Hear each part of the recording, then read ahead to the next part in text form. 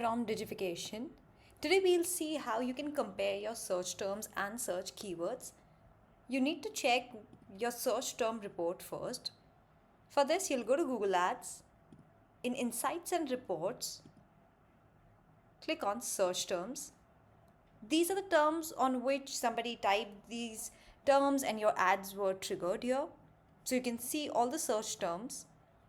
And here I want to compare all the keywords which I have put up, and on that keyword this particular search term was matched and the ad got triggered.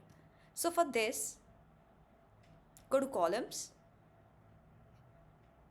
In columns you can go to this search icon, click on the search icon and simply select keyword and apply.